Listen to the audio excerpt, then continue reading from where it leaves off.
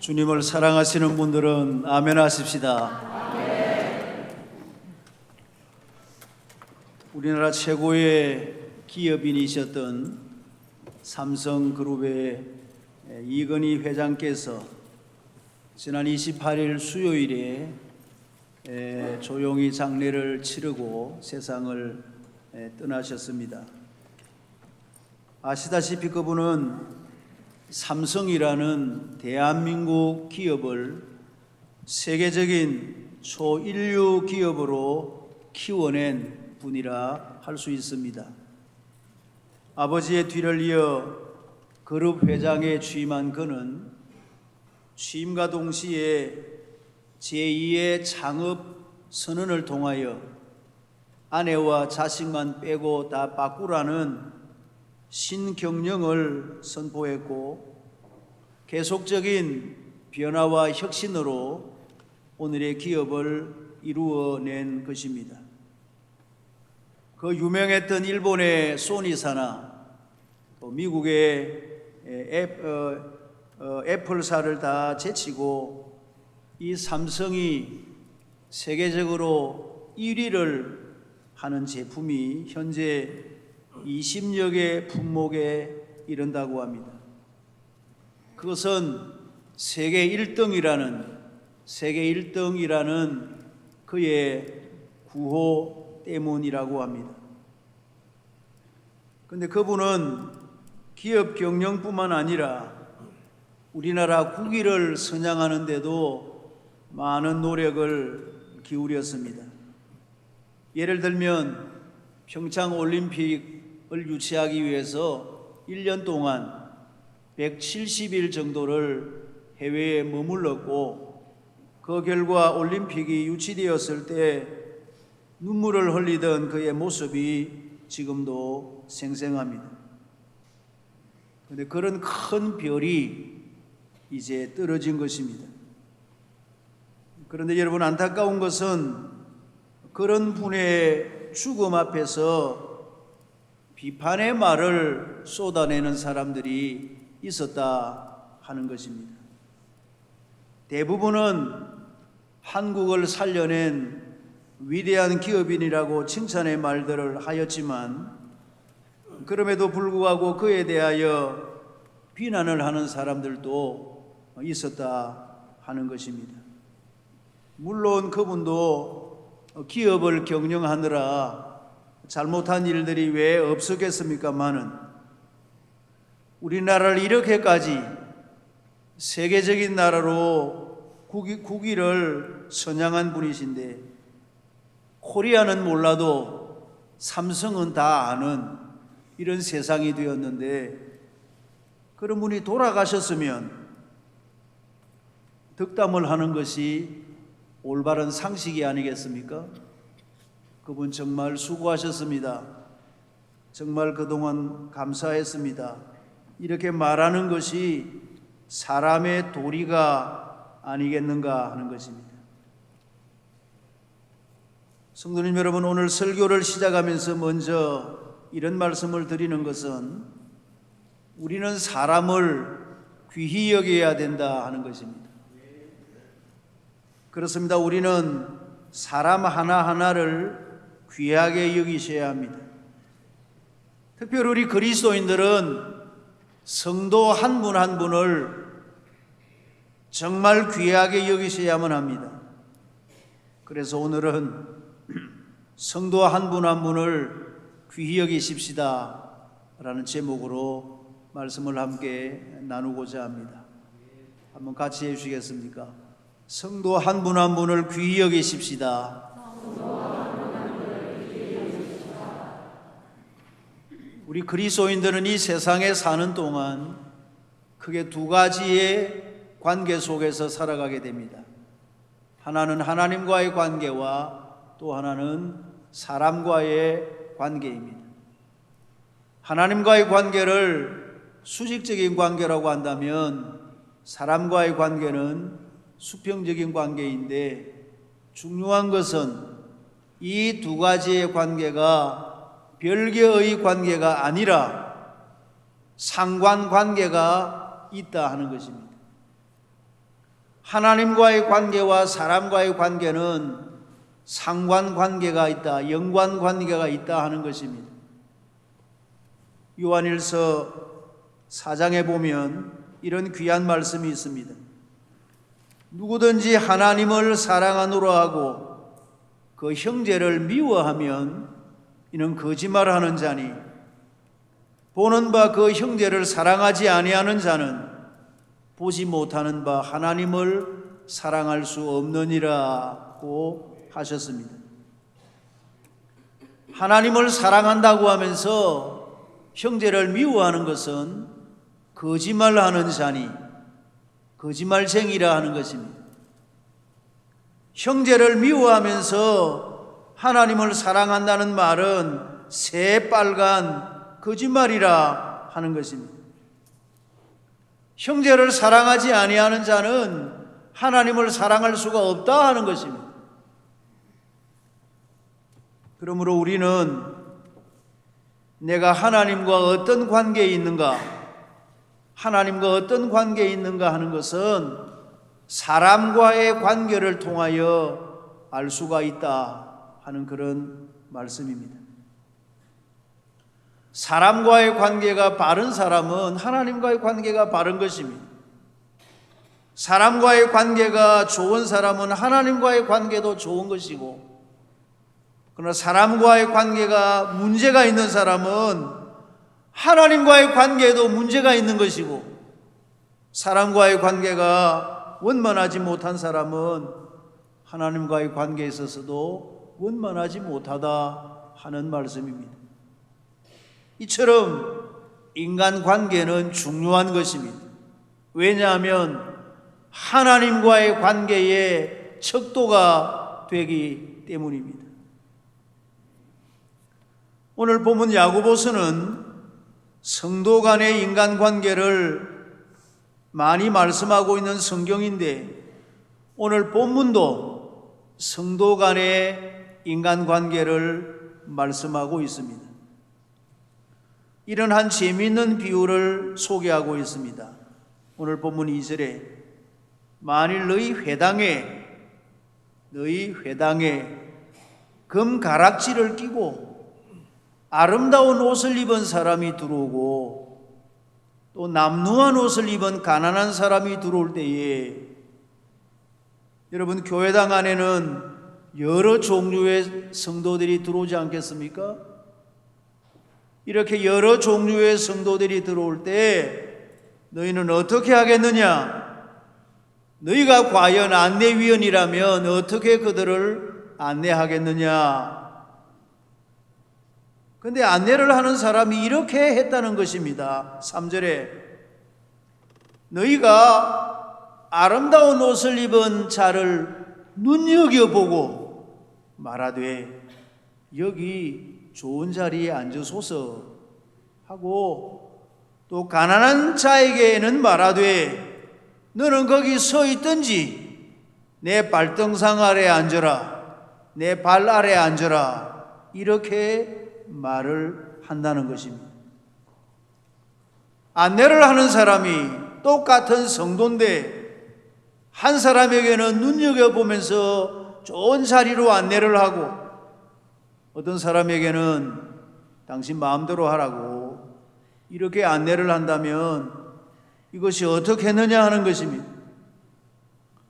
만일에 이렇게 한다면 이것은 4절에 너희끼리 서로 차별하며 악한 생각으로 판단하는 자가 되는 것이 아니냐.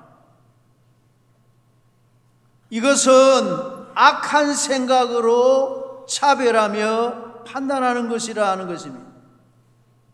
같은 교회당 안에서 어떻게 이렇게 사람을 차별할 수가 있겠느냐 하는 말씀입니다. 본문에 보면 이 차별이라는 말이 3번 나타나는 것을 보게 됩니다.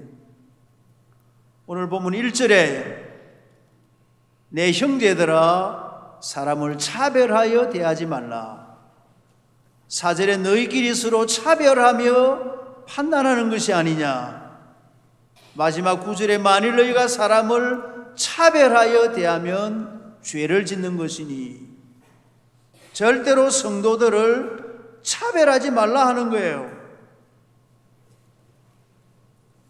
근데 도대체 누구를 차별하지 말라는 것인가? 너희 회당에 2절에 보면 남루한 옷을 입은 가난한 사람이 들어올 때에 3절에 가난한 자에게 말하되 5절에 하나님이 세상에서 가난한 자를 택하사 6절에 너희는 도리어 가난한 자를 업신여겼도다.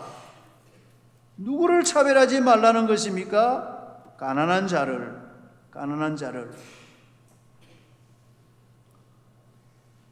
사실 우리가 살고 있는 현대 사회는 차별이 실제로 존재하는 그런 사회입니다. 여성이라는 이유 때문에 직장에 들어가는데 차별을 당하기도 하고, 장애를 가졌다고 해서 차별을 당하는 경우도 있습니다. 학력이나 외모나 나이나 지역이나 외국인이라는 그런 여러 이유 때문에 차별을 받기도 하는 것입니다. 그러나 세상은 그렇다고 치고 세상은 사람을 차별하지만 교회 안에서는 어떻게 해야 한다는 것입니까? 차별하지 말라 하는 것입니다. 한번 같이 하시겠습니다. 차별하지 말라. 그러므로 사랑하는 성도님 여러분이여, 우리 교회는 서로 간에 아무도 차별하지 마시기를 주님의 이름으로 축원합니다.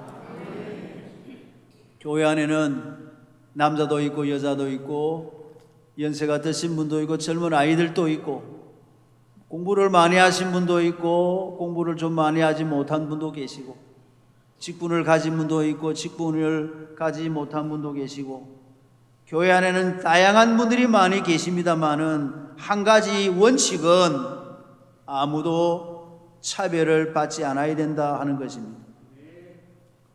왜 교회 안에는 차별이 없어야 되는가? 그 이유가 무엇인가? 오늘 하나님께서 우리에게 이렇게 말씀하십니다. 첫째는 우리는 같은 형제 자매이기 때문이라 하는 이유입니다. 오늘 본문 1절에 보면 내 형제들아 사람을 차별하여 대하지 말라. 이 야고보 사도는 이 편지를 받는 성도들에게 이렇게 부릅니다. 내 형제들아, 내 형제 자매들아. 여러분, 형제 자매가 무엇입니까? 누가 형제 자매입니까? 같은 아버지를 모시고 사는 그 자녀들이 형제 자매들이죠. 그 아버지를 통해서 태어나서 살고 있는 그 자녀들이 형제 자매 아닙니까? 우리도 형제 자매들 가운데 이제 잘 사는 사람도 있고 잘 못 사는 사람도 있습니다. 공부를 많이 한 자녀도 있고 그렇지 못한 자녀도 있을 거예요. 건강한 자녀도 있고 그렇지 못한 자녀도 있고, 그러나 중요한 것은 한 아버지에게서 태어난 그 자녀들은 다 형제 자매라는 것입니다. 바로 우리가 한 하나님을 모시고 사는 형제 자매들이기 때문에 서로를 차별하지 말라 하는 이유입니다. 두 번째로 우리가 차별하지 말아야 될 이유는 우리는 같은 믿음을 가졌기 때문이라 하는 것입니다. 같은 믿음을 가졌기 때문에. 오늘 1절에 보면 내 형제들아 영광의 주 곧 우리 주 예수 그리스도에 대한 믿음을 너희가 가졌으니 사람을 차별하여 대하지 말라. 우리는 다 같은 믿음을 가진 사람들입니다. 하나님께서 우리에게 동일한 믿음을 다 허락해 주셨기 때문에 서로를 차별하지 말라 하는 말씀입니다. 예수님께서 우리를 위해서 고난을 받으시고 멸시를 받으시고 십자가에 못 박혀 돌아가시고 우리의 모든 죄의 문제를 다 해결하여 주시고 그 예수님이 우리의 구원자가 되심을 믿는 그 믿음, 하나님의 선물인 그 믿음, 그 믿음을 우리가 다 동일하게 받았기 때문에 똑같은 예수 그리스도에 대한 믿음을 가지고 있기 때문에 절대로 서로를 차별하지 말라 하는 그런 말씀입니다. 이렇게 우리가 차별하지 말아야 된다는 말씀을 다르게 말하면 세 번째로 성도 한 분 한 분을 귀히 여기라고 하는 그런 말씀입니다. 그렇습니다. 차별하지 말고 한 분 한 분 우리가 서로 귀히 여기셔야 됩니다. 한번 여쭤보겠습니다. 교회 안에는 누구를 귀히 여겨야 될까요? 가난한 분들을 귀히 여겨야 할까요? 부유한 분들을 귀히 여겨야 할까요? 누구를 귀히 여겨야 할까요? 대답 안 하시는 거 보니까 침묵을 지키는 자들을 귀히 여겨야 될 것 같습니다. 물론 오늘 성경은 가난한 자를 계속 말씀하시면서 가난한 자를 차별하지 말라고 말씀하시지만은 가난한 자들만 차별하면 안 되는 것이 아니라 부유한 자도 차별하면 안 되죠. 모두를 다 차별하면 안 되죠. 사실 대부분의 교회들은 가난한 분들을 교회에서 귀하게 생각합니다. 항상 그분들을 먼저 배려하고 또 그분들에게 구제하고 그분들을 돕는 일을 교회들이 하지 않습니까? 우리 교회도 몸이 좀 불편하신 우리 사랑부 형제 자매들을 위해서 드림센터 1층에 아주 좋은 방을 그분들에게 드리고 그분들이 예배당에 올 때마다 그곳에서 모임을 가지고 그렇게 하고 또 그분들이 하는 그 행사를 교회가 아주 적극적으로 많이 협력하고 있습니다. 다시 말하면 우리 교회가 그렇게 몸이 약하고 한 그분들을 교회가 더 많이 배려하고 있는 것은 사실이에요.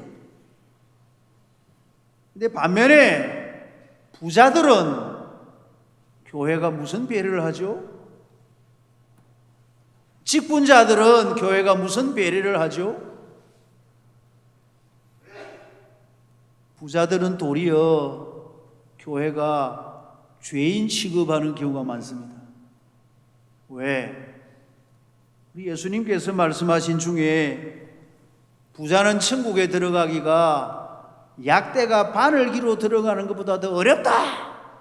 그렇게 주님 말씀하시니까 부자들을 보고 저 사람은 천국 들어가기가 어려울 거야. 천국 들어가겠나 저 사람? 약대가 바늘기를 어떻게 들어가요? 또 야고보서에도 보면 들으라 부한자들아 너희에게 임할 고생으로 말미암아 울고 통곡하라. 부한자들아 울고 통곡하라. 성경은 이런 말씀들이 많으니까 마치 부자가 죄인인 것처럼 이렇게 느껴지기도 해요. 또 교회 안에는 직분자들이 죄인처럼 느껴져요. 예수님을 죽인 사람들이 제사장들과 장로들이 앞장섰거든. 그러니까 제사장들과 장로들을 성경이 막 책망을 하니까 예수님 죽이는 일에 앞장을 서니까 교회가 대체로 직분자들에 대해서 비판을 많이 해요. 지난 주일부터 이제 지회 모임을 시작하셨는데 모여서 무슨 대화를 나누셨죠? 아마 틀림없이 제가 이제 갑자기 사임 의사를 밝혔기 때문에 아마 그게 화제거리가 됐을 거예요. 야, 목사가 그만둔단다. 그만두면 누가 오노? 막 그런 얘기를 많이 했을 거예요. 근데 대체로 우리 이제 직분자들이, 우리 성도님들이 모이면 사람에 대한 얘기를 할 때 목사나 장로나 장립집사, 권사 이런 직분자들에 대해서 대화를 많이 해요. 그 장로님 그거 잘 못해. 좀 잘했으면 좋겠어. 뭐 이런 얘기를 한다고 예를 들면. 그래서 사람에 대해서 이렇게 말을 많이 하고 교회가 가난한 분들은 굉장히 귀하게 이렇게 잘 돌아보면서 부자나 직분자들에 대해서 함부로 하려는 경향이 교회 안에 있다 하는 거예요. 사실 저는 지금까지 목회를 하면서 교회 내에 형편이 좀 나은 분들 그리고 장로님들에 대한 감사의 마음이 참으로 많습니다. 오해하지 마십시오. 형편이 어려운 분들은 감사하지 않다는 것은 결코 아닙니다. 우리 교회 목회 20년 동안 지나온 시간들을 회상해 보면 저의 목회에 큰 힘이 되어진 분들은 장로님들이셨습니다. 저의 목회에 버팀목이 되어진 분들은 장로님들이셨어요. 여러분 기억하십니까? 20년 전에 제가 처음에 20년 전에 부임을 했을 때 그때 우리 예배당은 이런 모습이 아니었습니다. 이보다 더 높은 16m 높이의 그런 건물이었어요. 근데 지금 12m로 리모델링을 해서 낮춘 거예요. 요 위에 4m가 더 있습니다. 지금 높이가. 궁금한 분들은 저 올라가 보시면 됩니다. 4m가 더 높은 4m 더가 이렇게 높은 공간이 지금 비어 있어요. 워낙 이렇게 높으니까 저 위에서 불을 켜가지고 이 밑에가 안 밝은 거예요. 그래서 어떻게 누가 하면 줄을 줄줄 내려가지고 불을 이렇게 이제 중간에 불을 막 켜놓은 거예요. 요 성가대 요 마이크처럼 줄이 싹 내려와가지고. 제가 설교하면서 큰 소리를 하면은 등이 흔들흔들 하는 게 있더라고요. 보니까, 이래가 안 되겠다 싶어서 한번 당에서 의논을 했죠. 장로님들하고. 아무래도 본당 리모델링을 한번 하시면 좋겠습니다. 이 장로님들께서 하시면 좋지만은 한 2, 3년 뒤에 하면 어떻겠습니까? 지금 좀 교회도 어렵고 하니까. 그래서 제가 2, 3년 뒤에 할 것 같으면, 안 할 것 같으면 막 이대로 있으면 되는데, 할 것 같으면 지금 해서 이렇게 밝은 예배실에서 예배를 드리는 것이 낫지. 2, 3년 동안 컴컴하게 있다가 그 뒤에 예배를 드리는 것은 순서가 안 맞겠습니다. 그래서 그만 하입시다. 그래서는 이제 교회 앞에 선언을 했습니다. 아름다운 예배실 꾸미기 잔치. 이래가지고는 이름을 붙여가지고 온 교회가 기도하고 헌금을 했는데 견적을 내보니까 이게 6억이 나온다는 거예요. 6억이. 그런데 헌금을 했는데 딱 6억이 나온 거예요. 그때 작정을 해서. 얼마나 감사했던지요. 근데 장로님 한 분이 1억을 하시고 다른 장로님도 힘을 써서 이렇게 아름답게 리모델링을 한 것입니다. 물론 우리 성도님들도 다 함께 힘을 쓰셨습니다만 그렇게 해서 그래가지고는 이제 액정도 앞에 이제 하나 만들어 달았습니다.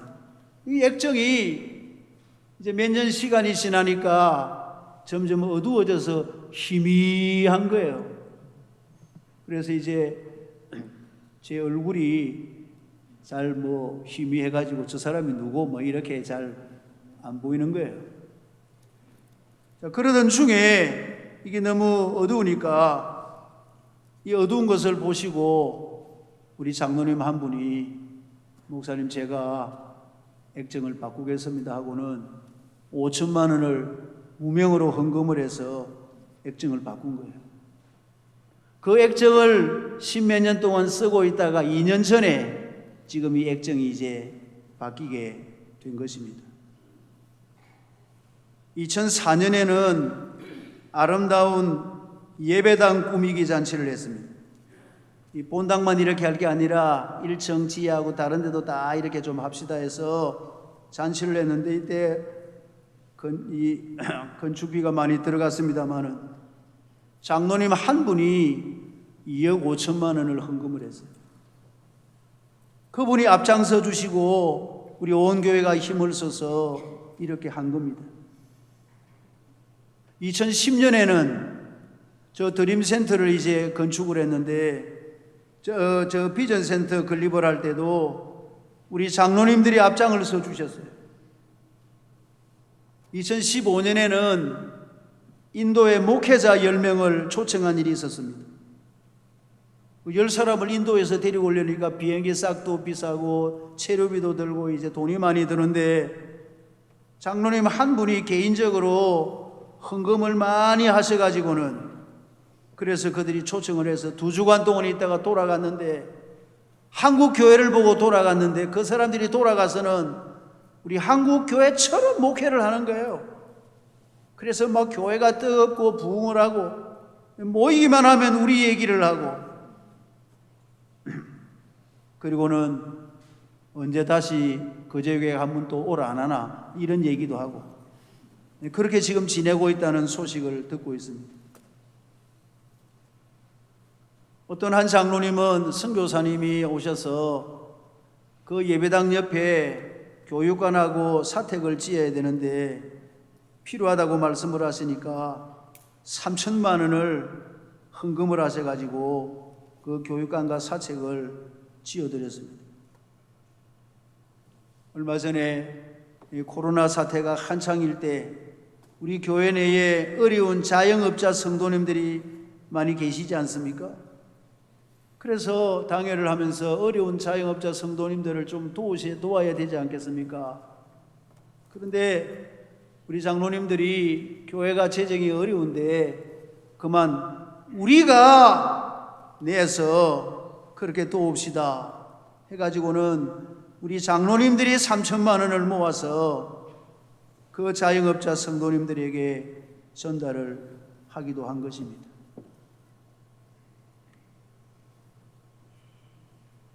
조금 전에 인도 목회자가 왔다 갔다는 말씀드렸는데 그 인도 닝트콩 교회에 그 펜드라싱이라는 목사님이 있는데 이 목사님이 교회만 할 뿐 아니라 학교를 해요. 학교를. 학생들이 500명이에요. 엄청나게 이제 학생들이 막 커올 오니까 유치원부터 시작했는데 자꾸 커올 오니까 이제 고등학교까지 왔는데 이 고등학교 마지막 2학년에 공부할 아이들 방이 없는 거예요. 그래서 그 선교사님이 한번 통화를 하다 보니까 그런 사정을 얘기하는 거예요. 그래서 우리 교회 장로님 한 분에게 이 사정을 말씀드리니까 제가 하겠습니다 해가지고는 당장 4천만 원을 송금을 해서 지금 건축이 거의 다 됐어요. 거의 다 됐습니다. 제가 연락을 했습니다. 며칠 전에. 이제 건축은 다 돼가는데 혹시 모자라지 않나? 그 건물 안에 뭐 들어갈 때 컴퓨터나 집기는 제대로 준비됐느냐니까 목사님 미안해서 말은 못 하는데 그 내부 집기하고 다 넣는데 한 900만 원 정도 더 듭니다. 그렇게 말씀을 해요. 근데 마침 그 장로님이 지난주에 저보고 그 돈 더 안 듭니까? 제가 말을 못했어요. 너무 그 장로님에게 많이 신세를 져가지고 말은 못했는데 지금 형편은 그리 돼가 있어요. 900만 원이 더 들면 이제 내부 집기를 다 집어넣는다 하는 거예요. 거기서는 지금 이제 중공 예배 드리러 오라고 그러는데 코로나 때문에 이제 못 가고 있습니다. 이번에 다음 세대 문화 공간 공사를 지금 하고 있는데 여러분 이 일에 누가 제일 힘을 쓰셨는지 압니까? 우리 장로님들이에요. 우리 장로님 중에 한 분은 이 고신대학교나 방송국이나 외부 기관에 발전기금이나 후원금을 많이 내세요. 은퇴 목사님들, 그 이제 외로운 은퇴 목사님들을 모셔가지고 대접도 그분이 여러 번 하시고, 그래서 우리 교회의 위상을 아주 높여주시는 그런 장로님도 계세요. 제가 일일이 다 열거할 수는 없지만은 여러분, 장로라는 것 때문에 교인들을 위해서 섬기는 그 장로님들의 모습을 보면 얼마나 놀랍고 눈물겹고 감사한 일들이 많은지 모릅니다. 우리 교인들이 심심하면 뭐 장로님이 어떻고 쉽게 말하지만 그 장로님들이 그 장로의 직분을 감당하기 위해서 남다른 그런 노력과 수고가 많다는 것을 여러분이 기억하셔야 돼요. 제가 이 설교를 준비하면서 지난날 장로님들이 무슨 일을 하셨는가 한번 곰곰이 회상을 하면서 눈시울이 뜨겁더라고요. 여러분, 이게 장로예요, 장로. 권리를 주장하는 것이 장로가 아니라 이렇게 교회를 섬기고 성도들을 섬기고 말없이 소문 없이 장로님은 지금 그렇게 하고 있는 거예요. 그러니 장로님들을 교회가 어떻게 해야 되겠습니까? 가난한 자도 차별하지 말아야 되지만은 교회 부자나 중직 직분자들이나 사역자들을 절대로 차별하면 안 된다는 것입니다. 지난 주일에 우리 공동회의가 있었습니다. 오후에 우리 장로님들이 중대한 결단을 내리셨어요. 이 지금 우리 사회가 시대가 주변이 많이 변하고 있는데 헌법에는 장로 시문연한이 70이지만은 우리가 65까지 하고 젊은 분들에게 교회를 맡기고 우리는 계속해서 사역 장로로 교회를 70까지 섬기겠습니다 하고 공동회에 이제 장로님들 스스로가 그렇게 하겠다고 안건을 내놨어요. 공동회를 했어요. 지난 주일에 결과를 보셨죠? 장로님들의 그 안건에 찬성하는 분이 191명이었고 반대가 118표였어요. 62%가 찬성을 하고 38%가 반대를 했습니다. 3분의 2가 되어야 되기 때문에 67%가 되어야 되는데 5%가 모자라서 정광 변경을 하지 못했어요. 그래서 우리 장로님들이 이제 70까지 그렇게 심무하실 거예요. 우리 다수의 성도님들은 그 장로님들의 그 결단을 다 지지해 주었다 하는 것입니다. 오늘 장로님들에 대한 말씀을 제가 많이 드리고 있습니다만은 왜냐하면 다음 주일 8일과 15일 주일에 우리 장로 선출 투표가 있기 때문입니다. 이번에 피택을 받는 분들은 이런 좋은 선배 장로님들을 이은 좋은 후배 장로님들이 세워지기를 진심으로 원하는 것입니다. 정말 교회를 사랑하고 물심양면으로 교회를 섬기려고 하는 그런 좋은 분들이 많이 세워지기를 원하는 것입니다. 오늘 말씀을 들으면서 오해는 하지 마시기를 바랍니다. 제가 뭐 헌금을 많이 해야 된다 그런 의미가 아닙니다. 그렇게 물심양면으로 교회를 사랑하는 우리 장로님들이 계신다는 것을 우리 성도님들께서 알아주시고 존경해 주시고 이해해 주시고 사랑해 주시고 그렇게 주십사 하는 것입니다. 이제 말씀을 맺겠습니다. 오늘은 성도 한 분 한 분을 귀히 여기십시다 라는 제목으로 말씀을 함께 나누었습니다. 그렇습니다. 여러분, 교회 안에 모든 분들은 다 귀히 여김을 받으셔야 됩니다. 차별하지 말고 가난한 사람들만 차별하지 말라는 것이 아니라 어떤 분이라도 차별하지 말고 우리가 한 분 한 분을 사랑하셔야 됩니다. 그 이유가 있습니다. 첫째로 우리는 같은 형제 자매이기 때문에, 그리고 우리는 같은 믿음을 가지기 때문에, 그래서 우리 온 교회가 서로 차별하지 아니하고 한 마음이 되어서 서로를 귀하게 여기면서 교회 안에서 서로를 위해서 격려하고 사랑하고 높여주면서 그래서 힘을 모아서 하나님 나라를 향해서 힘차게 달려가는 이런 은혜가, 이런 복된 은혜가 우리 교회 위에 충만하시기를 주님의 이름으로 축원합니다.